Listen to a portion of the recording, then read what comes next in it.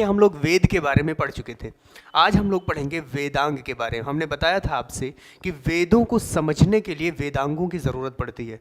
अगर इंसान को वेद पढ़ना है तो सबसे पहले उसे वेदांग पढ़ना होगा। वेदांगों को समझने के लिए उसको पुराणों की ज़रूरत पड़ती है। पुराणों को समझने के लिए उसे उपनिषद की ज़रूरत पड़ती है। तो अलग अलग चीज़ें ये सीक्वेंस वाइज है, एक दूसरे से कड़ी जुड़ी हुई है। ठीक है, तो हम लोग देखते हैं इसमें कि वेदांग क्या है। यानी वेदों को समझने के लिए वेदांग की जरूरत पड़ती है। वेदांगों की संख्या कितनी है? तो वेदांगों की संख्या कितनी है? तो 6 है। ये चीज हमने आपसे बताया था, वेदांगों की संख्या कितनी है? 6 है। ठीक है, देखें हम लोग स्लाइड के जरिए ही देखेंगे सारी चीजों को। व्याजो निसी कक्ष, व्याजो निसी कक्ष का मतलब होता है, ये ट्रिक है याद करने का।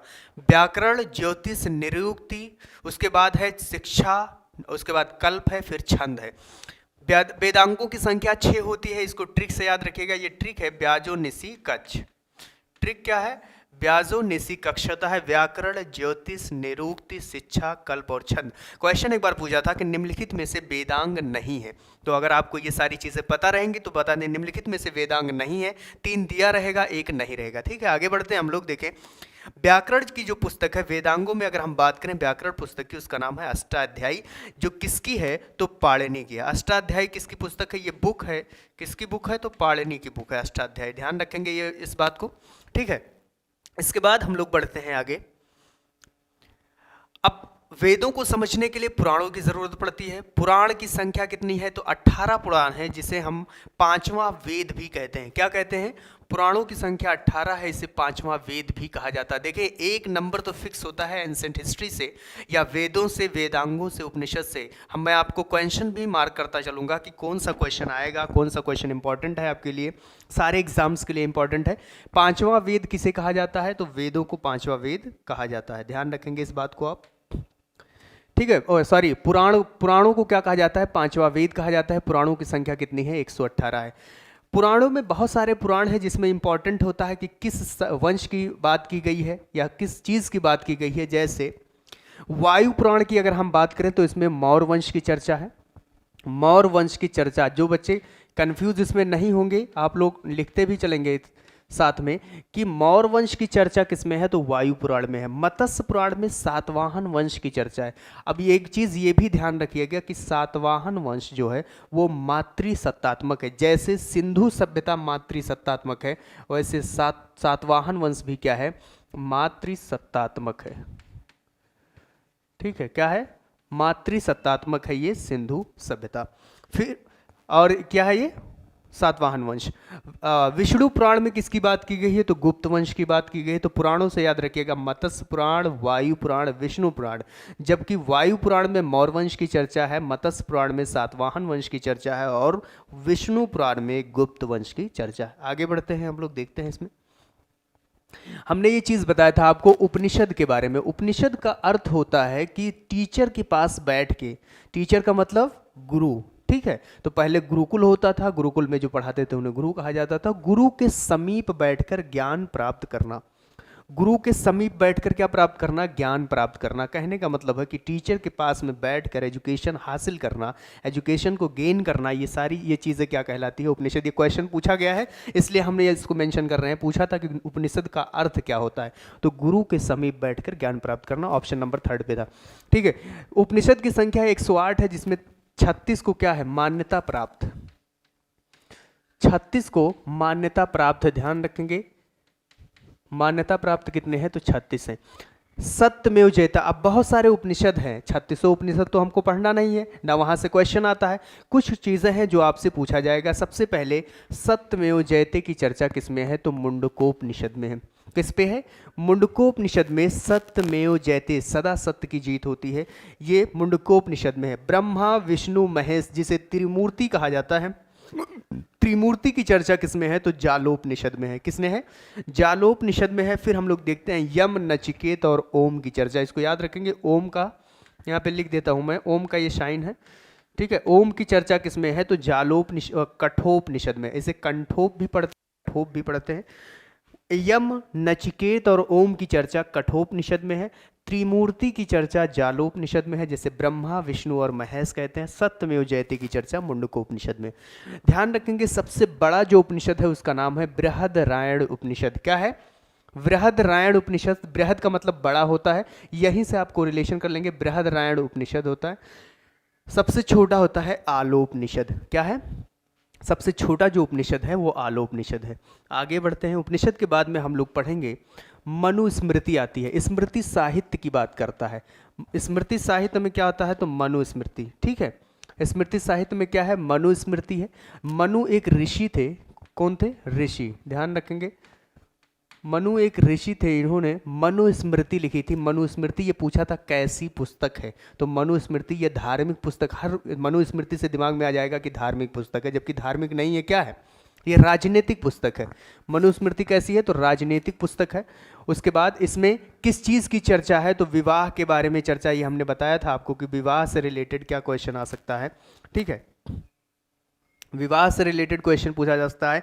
तो ये बताया गया था इसमें मनुस्मृति में कि लड़कों की उम्र कितनी होनी चाहिए? 25 वर्ष, और लड़कियों की कितनी होनी चाहिए? 21 वर्ष, जो कि यह गलत था। बहुत सारे लोगों ने इस पर विरोध भी किया था उसी ज़माने में या उसी समय में। 16 संस्कार की चर्चा है, जिसमें पहला बहुत सारे संस्कार हैं, ठीक है। दाह संस्कार है, अंतिम संस्कार है, या बहुत सारे संस्कार हैं। 16 संस्कार की चर्चा किस में है? तो मनुस्मृति में है। आगे बढ़ते हैं हम लोग, देखते हैं महाकाव्य के बारे में। महाकाव्यों की संख्या कितनी है? तो 2 है। महाकाव्य कितने हैं? 2 महाकाव्य हैं। एक है रामायण और दूसरा कौन सा है? महाभारत। रामायण और महाभारत। रामायण के रचयिता कौन है? महर्षि वाल्मीकि। रामायण के रचयिता कौन है? महर्षि वाल्मीकि रामायण के रचयिता है। रामायण में सबसे पहले 12,000 श्लोक थे, वर्तमान में 24,000 श्लोक हैं। इसके भाग को, जैसे हर एक किताब का कोई ना कोई चैप्टर होता है, हर एक बुक की कोई ना कोई सबक होती है, कोई ना कोई पार्ट होता है, इसी तरीके से रामायण के भाग को कांड कहते हैं। टोटल कांडों की संख्या कितनी है? तो 7 कांड है टोटल, जिसमें सबसे बड़ा जो कांड है वो युद्ध कांड है, सबसे इंपॉर्टेंट है वो सुंदर कांड है। यही घरों में क्या होता है? पढ़ा जाता है सुंदर कांड, ठीक है। आगे हम लोग बढ़ते हैं, महाभारत के बारे में हम बात करते हैं। चीज़ें समझ में आई हैं? आप लोग चीज़ों अच्छे तरीके से इसको पॉइंट वाइज भी बनाते रहिएगा, लिखते भी रहिएगा अपने खुद की राइटिंग। देखें, कोई भी चीज़ आप याद करते हैं लेकिन अगर लिखते नहीं हैं तो लिखने से क्या होता है?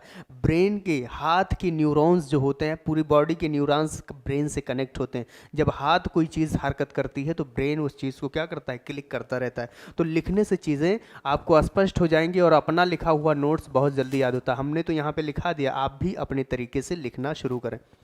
महाभारत की बात करते हैं तो वेद व्यास ने इसकी रचयिता की थी। हम ये याद कैसे कराते हैं इस चीज़ को? तो देखें, महाभारत एक बहुत बड़ा युद्ध था। कहा, अगर मान लीजिए कि दुनिया का सबसे बड़ा युद्ध महाभारत था, तो वृत्त का सबसे बड़ा लाइन क्या होता है? व्यास।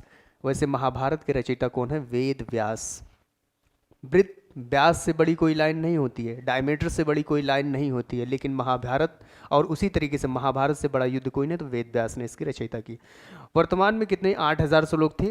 हाँ, 11,000 श्लोक। वर्तमान में कितने श्लोक थे? 8,000। इस समय 1,11,000 श्लोक। 11,000 भी कहीं मिलता है, यहीं पे आप लिख लेंगे। 8,000 भी मिलता है, ठीक है। 8,000 श्लोक थे। अभी फिलहाल में कितने श्लोक हैं? कहीं 8,000 लिखा आ जाएगा, कहीं 11,000। और अभी फिलहाल या वर्तमान में यहाँ पे हम लिख सकते हैं 1,11,000 श्लोक, 1,11,000 श्लोक है वर्तमान में, ठीक है। भाग को, अब जैसे रामायण के भाग को कांड कहते हैं, ऐसे महाभारत के भाग को पर्व कहा जाता है। क्या कहा जाता है? पर्व। जिसमें टोटल 18 पर्व की बात की गई है, जिसमें भगवत गीता या गीता 18 पर्व है। इसी को जय संहिता भी कहा जाता है। ये भी क्वेश्चन पूछा गया है, जय संहिता किसे कहा जाता है? तो महाभारत को जय संहिता के नाम से जानते हैं। इंपॉर्टेंट है भीष्म पर्व, जिसे गीता या भगवत गीता कहते हैं। भीष्म पर्व में ही अर्जुन और श्री कृष्ण की चर्चा है, वार्तालाप की चर्चा है, या बातों की चर्चा है। इसी को गीता या भगवत गीता के नाम से जानते हैं। आगे बढ़ते हैं हम लोग, देखें। फिर इसके बाद में हम लोग पढ़ेंगे गैर ब्राह्मण जो धर्म है, उसमें जैन धर्म आता है और बौद्ध धर्म आता है। अगर हम जैन धर्म की बात करें तो जैन धर्म से रिलेटेड सबसे पहले जैन धर्म के मानने वाले को या जैन धर्म के फॉलोवर्स को तीर्थंकर कहा जाता है। सबसे पहले जो तीर्थंकर हैं उनका नाम है ऋषभ देव। जैन धर्म के पहले तीर्थंकर कौन है? ऋषभ देव है। इनका चिन्ह जो है वो वृषभ, यहाँ पे लिख लेंगे। वृषभ का मतलब होता है सांड। वृषभ का मतलब सांड होता है, ठीक। ये चिन्ह है। ठीक। 23वें तीर्थंकर कौन है? पारसनाथ। तो जैन धर्म के पहले तीर्थंकर या संस्थापक जिसे हम कहते हैं ऋषभ देव हैं, और 23वें तीर्थंकर हैं पारसनाथ। पारसनाथ को सम्मेद शिखर पर, जो कि झारखंड के राजमहल की पहाड़ी की सबसे ऊंची चोटी है, उस वहाँ पे इन्हें ज्ञान की प्राप्ति हुई और उसी से उसका नाम बदलकर पार्श्वनाथ की चोटी हो गया है। इन्होंने चतुरायन धर्म चलाया था कि सबसे पहले कि इंसान चोरी नहीं करना है, इंसान को झूठ नहीं बोलना है, धन संग्रह नहीं करना है और हिंसा नहीं करना है। ठीक है, ये 4 चीजें, इन्हीं को कहा जाता है चतुरायन धर्म। तो चतुरायन धर्म किसने चलाया था? पारसनाथ ने चलाया था, जो जैन धर्म के 23वें तीर्थंकर थे। ठीक। इसके बाद जैन धर्म के 24वें तीर्थंकर जिन्हें हम महावीर स्वामी के नाम से जानते हैं, और यही रियल फाउंडर हैं किसके? चौथे रियल फाउंडर हैं किसके? वास्तविक संस्थापक हैं जैन धर्म के। हमने यहाँ पे मेंशन भी किया हुआ है, आप देखें, वास्तविक संस्थापक महावीर स्वामी हैं, जिन्होंने पंचायन धर्म चलाया था। चतुरायन धर्म में क्या जोड़ दिया था? चतुरायन धर्म में जोड़ दिया था ब्रह्मचर्य, यानी विवाह नहीं करना है, विवाह नहीं करना है। ठीक है, ब्रह्मचर्य का पालन करना है, एक इसमें जोड़ लीजिएगा। पंचायन धर्म 4 तो आपको पता है, चोरी नहीं करना, धन संग्रह नहीं करना है, झूठ नहीं बोलना है और हिंसा नहीं करना है। ये 4 चीज़ें किसने बताया था? तो पारसनाथ ने बताया था। इन्होंने एक चीज़ जोड़ा कि ये चारों चीज़ें होती है किसकी वजह से? विवाह करने की, यानी औरतों की वजह से या लड़कियों की वजह से। तो विवाह ही नहीं करना है, ब्रह्मचर्य का पालन करना है, तभी हमारी ज़िंदगी क्या होगी? एक शाश्वत हो सकती है। महावीर स्वामी के बारे में आप डिटेल से हमने यहाँ पे बताया आपको। महावीर स्वामी का जन्म कहाँ हुआ था? 540 ईसा पूर्व में वैशाली के कुंड ग्राम में हुआ था। हिस्ट्री में आपको 2 वर्ड आपको मिलेंगे, एक है कुंड ग्राम, दूसरा कुंडल वन। तो कुंड ग्राम ये कहाँ पे है? बिहार के वैशाली में है। कुंड ग्राम में महावीर स्वामी का जन्म हुआ था। माता का नाम त्रिशला था और पिता का नाम क्या था? सिद्धार्थ। पत्नी का नाम यशोदा। ध्यान से रखेंगे, वहाँ कन्फ्यूज़न हो जाएगा। यहाँ महावीर स्वामी की पत्नी का नाम यशोदा था, पिता का नाम सिद्धार्थ और माता का नाम त्रिशला था, भाई का नाम था नंदीवर्मन। ठीक है, इस तरीके से ये चीज़ें हमने आपको बताई। अब ये एक है कुंडल वन वो बौद्ध आएगा, बौद्ध धर्म में। आगे हम लोग देखते हैं गृह त्याग। इन्होंने गृह त्याग कब किया था? तो गृह त्याग के बारे में हम लोग देखते हैं। 30 वर्ष की अवस्था में इन्होंने अपने घर को छोड़ा और जाम्बिक ग्राम में ऋजुपालिका नदी के किनारे साल वृक्ष के नीचे इन्हें ज्ञान की प्राप्ति हुई। ये ध्यान रखेंगे, साल वृक्ष के नीचे ही है, साल वृक्ष के नीचे ज्ञान की प्राप्ति हुई ऋजुपालिका नदी के किनारे। ज्ञान की प्राप्ति होने के बाद इन्होंने जैन धर्म का प्रचार करना शुरू कर दिया और जैन धर्म में त्रिरत्न दिए, जिन्हें KFC के नाम से जानते हैं। त्रिरत्न को क्या जानते हैं? त्रिरत्न, जिसे हम क्या कहते हैं? KFC, knowledge, faith, character. Chicken वाला KFC नहीं, ध्यान रखेंगे, चिकन वाले KFC की बात नहीं की जा रही। ठीक है, KFC का मतलब नॉलेज, फेथ, कैरेक्टर। हम लोग अभी आगे इसको हम बताएंगे। नॉलेज का मतलब सम्यक ज्ञान, फेथ का मतलब होता है विश्वास, सम्यक विश्वास, और कैरेक्टर मतलब आचरण, सम्यक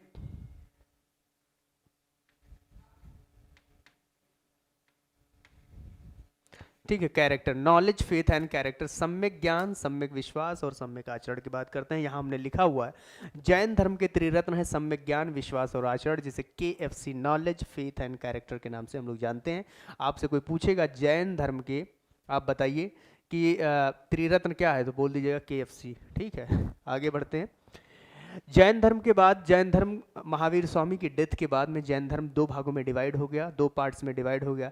एक लोगों ने जिद कर लिया कि हम लोग कपड़े ही नहीं पहनेंगे, एक ने जिद कर लिया हम लोग सफ़ेद कपड़े पहनेंगे।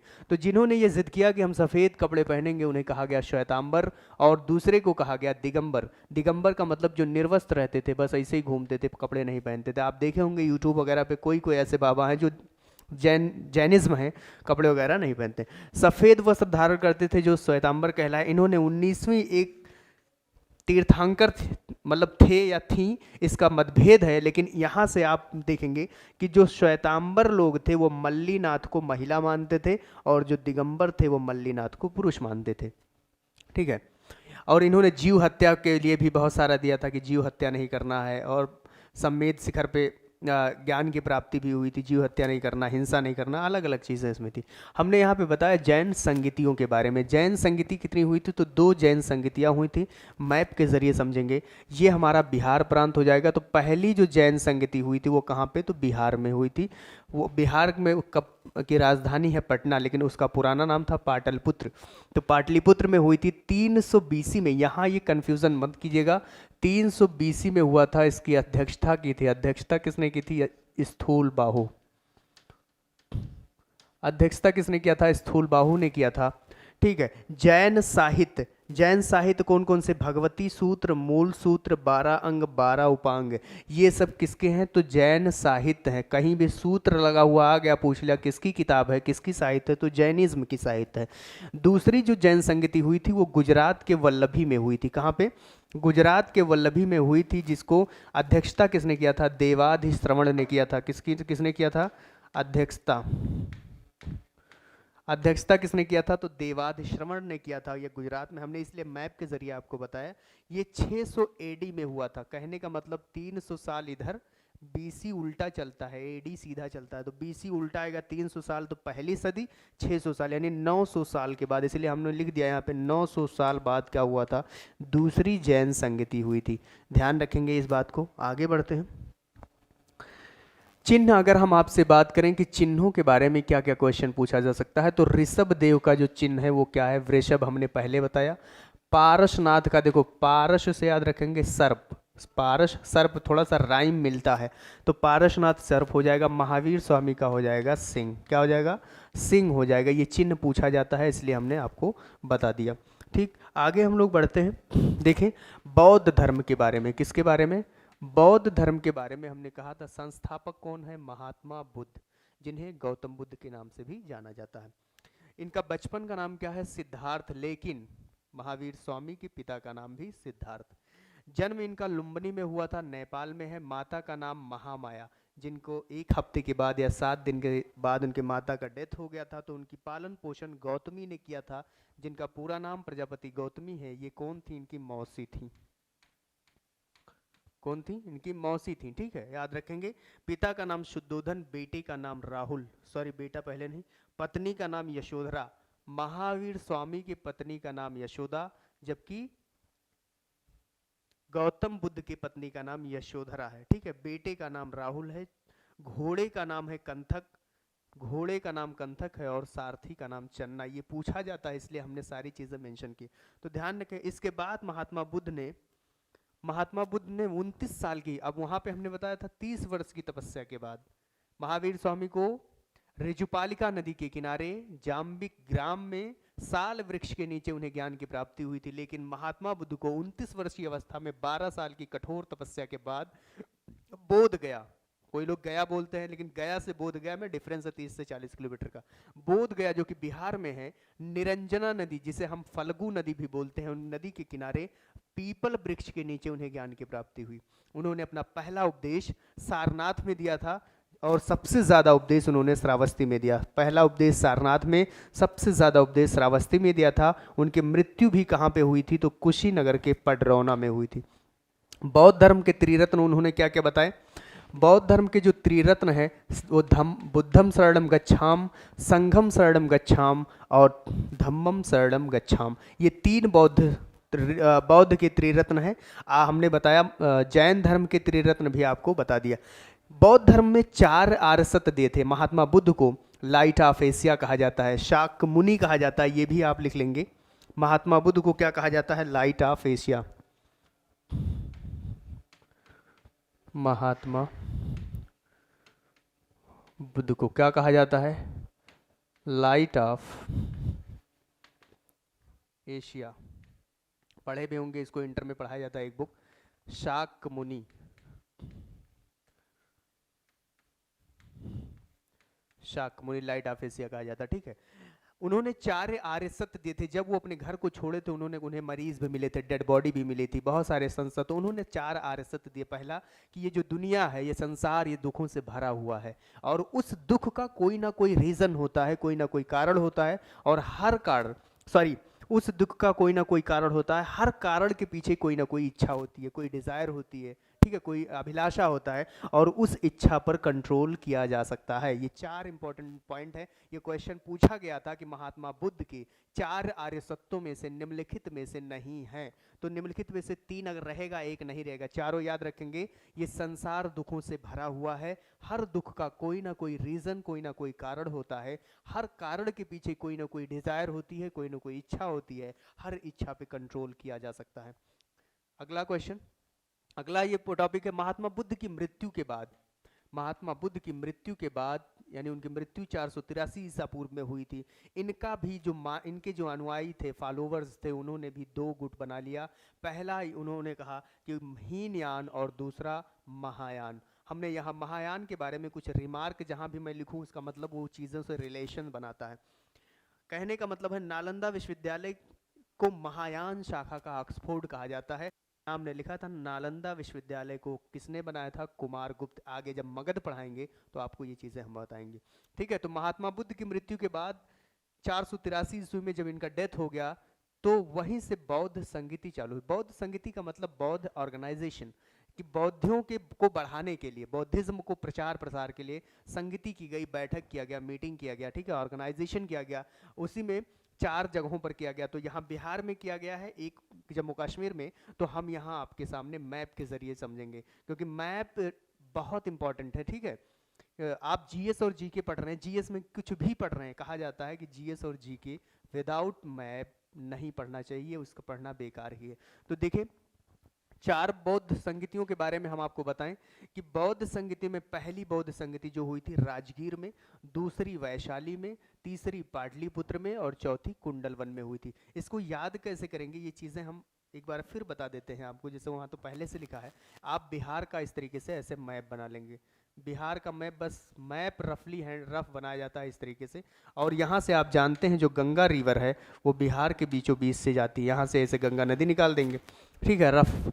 उसके बाद संगतियों के बारे में तो देखें, गंगा नदी के नीचे पहली बौद्ध संगति राजगीर में हुई, दूसरी बौद्ध संगति जो हुई है वो वैशाली में हुई, तीसरी जो हुई है वो जो पटना है पाटलिपुत्र में हुई तीसरी बौद्ध संगति। या पहले आप जगह, या एक ही बार में सन याद करो, जगह याद करो, राजा याद करो तो सब गायब हो जाएगा। पहले आप जगह याद कीजिए। और यहाँ पे ऐसे जम्मू कश्मीर बना लीजिए, यहाँ पे जम्मू कश्मीर के कुंडलवन में चौथी बौद्ध संगति कहाँ हुई थी? तो जम्मू कश्मीर के कुंडलवन में हुई थी। ठीक है, इतना याद हुआ।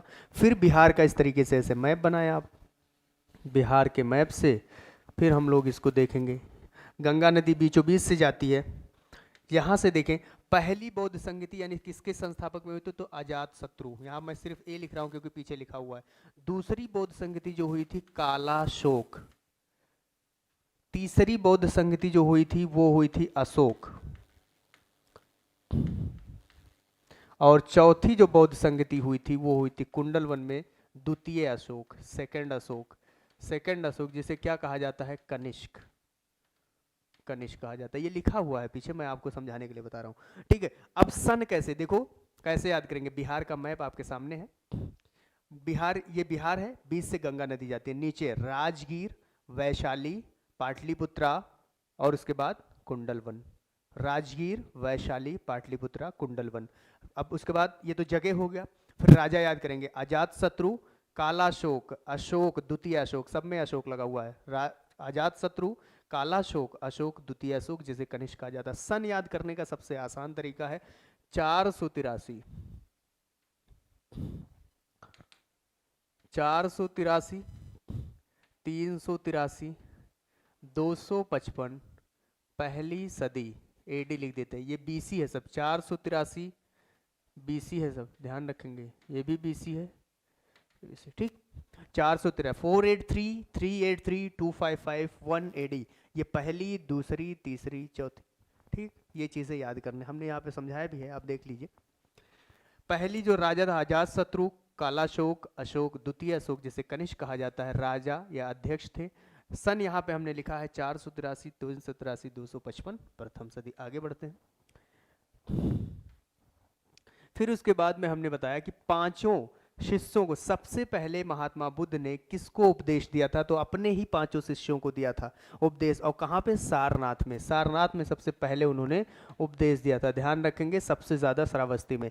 पहली महिला जिसने बौद्ध धर्म को अपनाया था, प्रजापति गौतमी। पहली महिला जिसने बौद्ध धर्म अपनाया उसका नाम क्या है? प्रजापति अपनाया।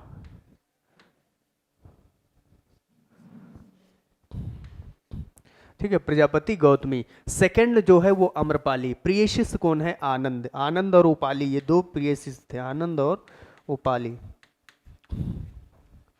आनंद और उपाली, ठीक है।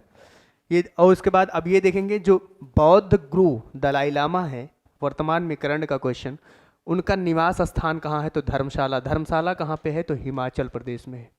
कहाँ पे है? हिमाचल प्रदेश। हिमाचल प्रदेश में क्या है? धर्मशाला है, बौद्ध गुरु दलाई लामा का निवास स्थान। ठीक, ये चीज़ें थी, हमने आपको डिस्कस कराई। थोड़ा सा फास्ट है क्योंकि लिखा हुआ था, ठीक है। ये रिवीजन आप मान लीजिए क्लास, इसके बाद हम आपको क्वेश्चंस करवाएंगे अगले क्लास में।